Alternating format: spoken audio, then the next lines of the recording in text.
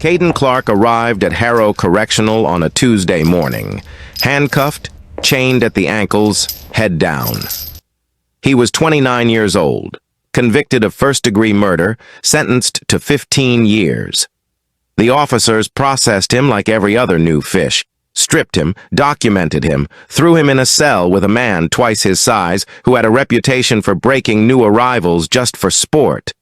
By morning, that cellmate had requested a transfer. He never explained why. Pause. See, that's what people always get wrong about Caden Clark. They expected brute force. They expected rage. What they got instead was something far more dangerous. Patience. Caden Clark. First person, calm, deliberate. I didn't come into Harrow angry. Anger is expensive. It costs you sleep. It costs you clarity.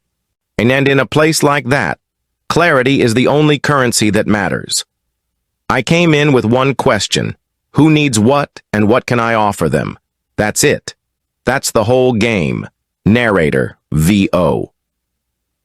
Within 3 months, Caden had mapped every power structure inside Harrow. He knew which guards were in debt. He knew which inmates were running product. He knew who the warden was sleeping with, which parole board officer had a gambling problem, and which kitchen staff member was sneaking contraband in through food deliveries. He knew everything, and he hadn't broken a single rule to get that information. He just listened, watched, smiled at the right people, and then he made his first move. Scene: a corridor, late evening. Caden approaches a guard named Officer Reyes, mid-40s, tired eyes, a wedding ring on a finger that tells a story of stress. Caden Clark. Officer Reyes, walk with me a second. Officer Reyes, tense. I'm not supposed to... Caden Clark. I know about the card games, Thursday nights. 3 blocks over, inmate Torres runs it. You're down about $4,000, give or take. Beat. I'm not threatening you. I'm offering you a way out. You help me get a few things, small things, nothing that hurts anyone, and I make that debt disappear. Torres owes me a favor. One word from me, you walk clean. Officer Reyes, voice low, shaking slightly. Why would you do that for me? Caden Clark, smiling. Because one day I'm going to need a favor back, and I'd rather it come from someone I've already helped. Reyes stares at him. Long pause. Then he nods. Narrator, V.O. That was how it always started. Not with violence, not with value. Caden made himself indispensable, to guards, to inmates, to staff. He resolved disputes. He moved information. He kept the peace in ways the administration couldn't. And in return, slowly, invisibly, the prison became his. Caden Clark, first person. People think power is about fear. Fear is amateur hour. Real power is when people protect you because they genuinely believe they need you. That's what I built. A system where everyone, guard, inmate, staff, thought Caden Clark was the only thing standing between them and disaster. Narrator, V.O. By year 2 of his sentence, Caden Clark controlled drug distribution across 3 cell blocks. By year 3, he had influence over 2 parole officers. By year 4, he had someone inside the warden's administrative office feeding him documents weekly. Nobody could touch him. Not because they were afraid, because they needed him. But power, real power, always attracts one thing eventually. Someone who sees through it. Act 2. Narrator, V.O. Jake Dempsey was not the kind of man you noticed right away. He was quiet, mid-30s, serving 8 years for financial fraud, a white-collar crime that landed him in a facility far harder than anything he was built for. By all accounts, he should have been invisible. Easy prey. But Jake Dempsey was sharp. Sharper than almost anyone in that building realized, and over the course of 6 months, he had been watching Caden Clark with the careful, methodical eye of a man who had spent his career following money trails. And what he saw terrified him. Jake Dempsey, first person, nervous but resolute. It took me 4 months to understand what Caden was. On the surface, just another inmate, maybe with more respect than most. But the longer you watched, the more you saw the strings. A guard who always looked the other way at the right moment.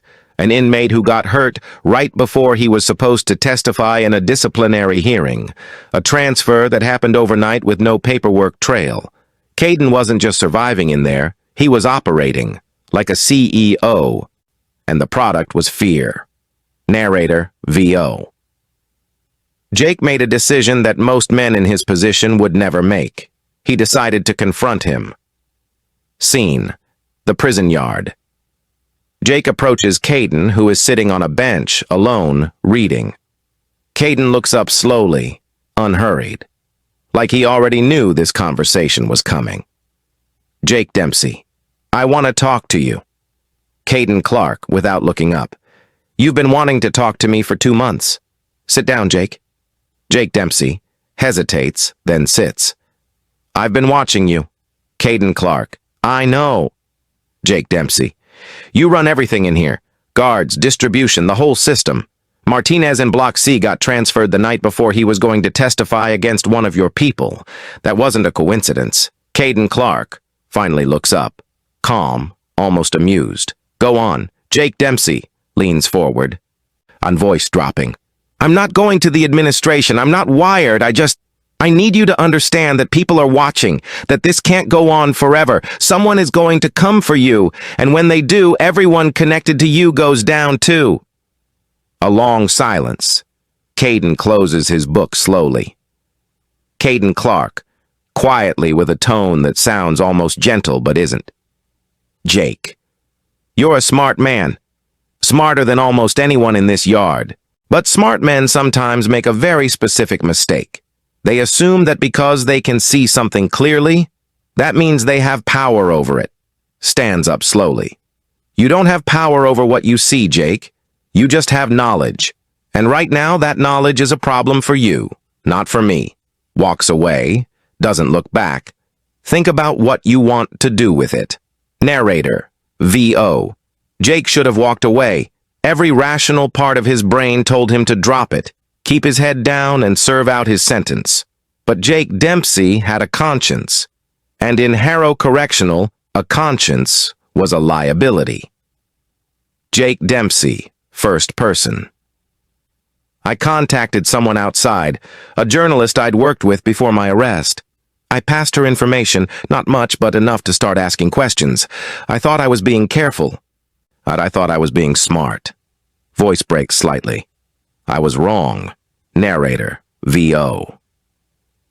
Caden found out within 48 hours. He didn't rage. He didn't pace his cell.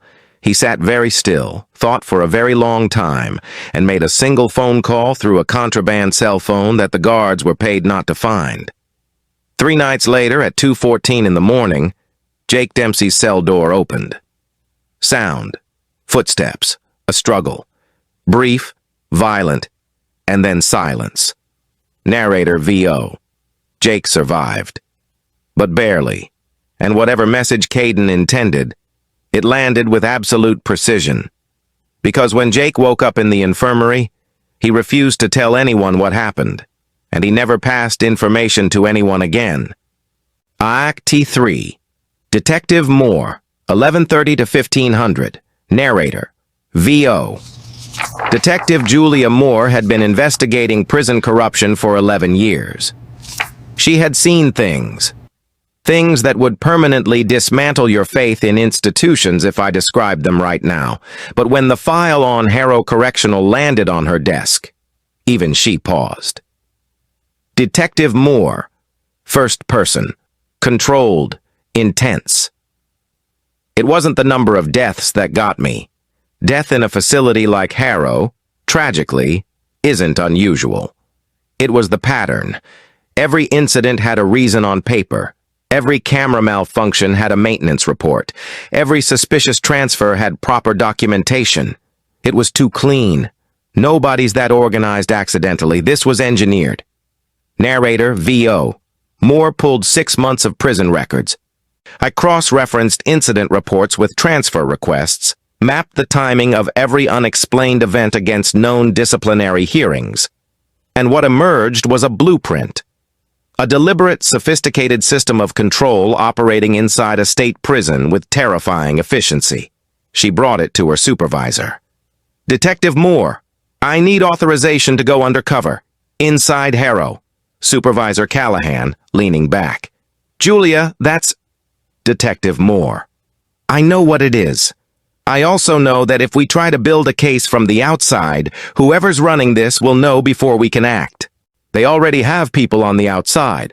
I've traced 3 communication channels that go from inside that prison to free citizens who have no criminal record." Slams the folder on the table. "There is a man inside Harrow who has effectively privatized a state correctional facility.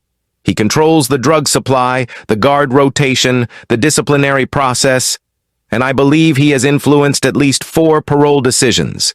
If we don't move now, this becomes a federal scandal that takes down the entire department." Silence. Callahan stares at the folder. Supervisor Callahan, slowly. "How long would you need?" Detective Moore, 60 days. Narrator, VO. She got 45. And she walked into Harrow Correctional as a newly appointed administrative liaison. On paper, there to audit procedural compliance. In reality, she was carrying a recording device, a secondary phone, and the kind of focus that comes from knowing one wrong move could cost you your life. Detective Moore, first person. The moment I walked into that facility, I felt it. There's a specific energy in a place where everyone is afraid of the same thing, but nobody will say what it is. The guards were too composed. The inmates were too quiet around certain areas. It was controlled, surgically controlled. And then I saw him, Caden Clark, walking through that yard like he owned every square foot of it. And I remember thinking, this is going to be the hardest thing I've ever done. ACT-4. Narrator, VO. Moore spent 3 weeks building trust. She was careful, methodical, making small favors for low-level staff, noting who reported back to whom, identifying the nervous ones, the guilty ones, the ones who were in too deep and knew it. Then she found Officer Patricia Vance. Vance was a 12-year correctional officer who had started helping Caden 4 years earlier when he offered to help her cover a use-of-force incident that could have ended her career. 4 years later, she was in so far she couldn't remember what the exit looked like. Scene. A supply room. Moore and Vance alone. Vance's hands are shaking. Officer Vance. "If he finds out I talked to you, Detective Moore." "He won't. I promise you." Officer Vance, voice cracking. "You don't understand. He knows things. He knows things he shouldn't be able to know. I don't even know who's working for him and who isn't. I can't trust anyone in this building." Detective Moore, steady, firm. "Then trust me. Because right now, I'm the only person who can get you out of this. But I need everything. All of it." Vance stares at her, tears forming. Then she reaches into her jacket and pulls out a folded document. Officer Vance, barely a whisper. He has a ledger, a physical ledger, kept under the floor panel in the back of his cell. Every transaction, every name, every payment. He's been documenting everything for years. Detective Moore. Why would he keep records? That's evidence against him. Officer Vance, with a hollow laugh. No, it's insurance. Every name in that ledger is someone who'd go down with him if he gets exposed. Guards, officers, 2 people in the DA's office, a parole board member. Looks at Moore. That ledger isn't evidence against him. It's a guarantee that nobody would ever dare move against him. Narrator, VO. Moore's blood ran cold, because in that moment she understood the full scale of what Caden had built. This wasn't just prison corruption, this was a parallel institution, one that operated by its own rules, its own economy, its own justice system. And Caden Clark was its architect. Detective Moore, First person. I've worked organized crime cases, cartel adjacents, gang structure investigations that took years to unravel. Nothing compared to what Caden had built. Because the cartels and the gangs, they operate in spite of the system. Caden operated through it. He weaponized legitimacy. That's so much harder to fight. Narrator, VO. Moore spent the next 2 weeks carefully building the case, corroborating Vance's testimony with financial records, documented communication logs, and 3 other guards who agreed to cooperate once they realized the walls were closing in. She had almost everything she needed. Almost. She still needed the ledger. Act 5. Narrator. VO. Places you at the scene. The retrieval of the ledger was authorized by a judge at 11 p.m. on a Wednesday. By 6 a.m. Thursday, Moore had it in her hands, and by 9 a.m., she was standing outside Caden Clark's cell. Scene: Caden is sitting on his bunk. He looks up as Moore steps in. For the first time, a flicker of something crosses his face. Not fear, so recognition. Detective Moore, Caden Clark. I'm Detective Julia Moore. I've been inside this facility for 41 days, and in those 41 days, I have built a case that covers drug distribution, extortion, conspiracy to commit assault, obstruction of justice, and tampering with the judicial process. I have your ledger, I have 4 corroborating witnesses, and I have enough to put you away for 4 consecutive lifetimes. Steps closer. It's over. A long, still silence. Caden Clark, quietly. How long did it take you? Detective Moore. Excuse me? Caden Clark. To get to this moment, how long did it take you? Detective Moore, thrown slightly. 41 days. Caden Clark. Right, 41 days. Stands slowly, no aggression, just wait.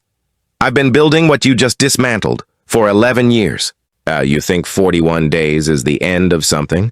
Walks toward the bars, stops just short. Detective Moore. I respect you. I genuinely do. You're the best they've ever sent. But let me ask you something honestly. How many names are in that ledger? Detective Moore, jaw tight, dozens. Caden Clark. And how many of those names do you have the political will to actually prosecute? Beat lets that land. You got the ledger. But the ledger was always the decoy. Moore's face changes. Just slightly. Caden Clark. The real insurance is something you'll never find in this cell. Sits back down, calm as still water. Take me in, detective. I'll go peacefully. But when you walk out of here, look at the men escorting you. Really, look at them. And ask yourself, who called them? Narrator, V.O. As Moore walked out of that facility with Caden in custody, she looked at the officers flanking her, and one of them, just briefly, glanced back at Caden and gave the smallest nod. Outro, 1930-20. Narrator, V.O. Caden Clark was transferred to a maximum security federal facility 6 weeks after his arrest. 14 additional charges were filed. Several names from the ledger faced prosecution. Several others quietly disappeared from their positions. And Caden Clark? Then he appealed his original conviction 18 months later. The attorney representing him was one of the best in the country, somehow retained without a single documented payment. The case is still ongoing, because men like Caden Clark don't get defeated. They get interrupted. And somewhere right now, in a cell that's quieter than it should be, there's a man reading a book, watching everything, and waiting. The deadliest prisoner in America was never truly captured. He just found a new game board. And the game, it is far from over.